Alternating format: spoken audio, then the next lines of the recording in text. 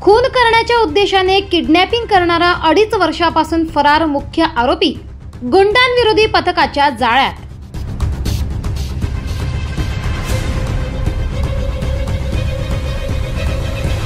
Nashik Panchavati police स्टेशनच्या हद्दीत सुमारे 2.5 वर्षापूर्वी जीवे ठार मारण्याच्या उद्देशाने अपहरण करणे या संदर्भात गुन्हा दाखल आहे।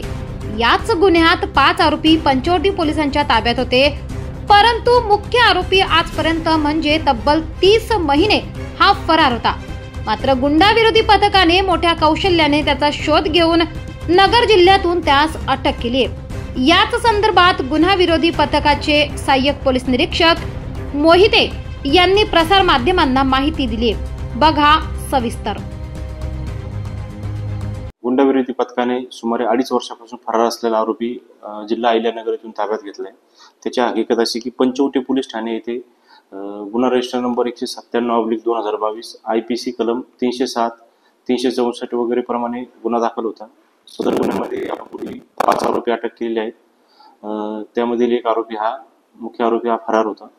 माननीय पोलीस आयुक्त श्री संदीप कर्णिक सर यांनी गुंडाविरोधी पथकांना आदेशित केले की सदर गंभीर गुन्ह्यातील आरोपी हा अद्यापपर्यंत फरार असून त्याचा शोध घ्यावा।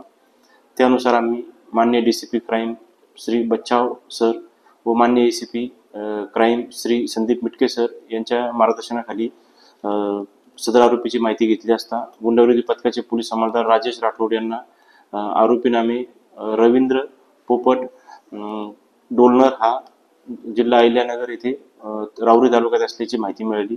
त्यानुसार आम्ही तात्काळ आमच्यासह पोलीस हवालदार सूर्यवंशी, पोलीस अंमलदार राजेश राठोड, गणेश भागवत, प्रदीप ठाकरे याप्रमाणे अशोक आगाव आणि चव्हाण अशांचे पथक बनवून तात्काळ आम्ही सदर आरोपीस जिल्हा अहिल्यानगर तालुका राऊरी या ठिकाणून रात्री त्याला ताब्यात घेतलं। पुढील तपास कामी त्याला पंचवटी पोलीस ठाणे येथे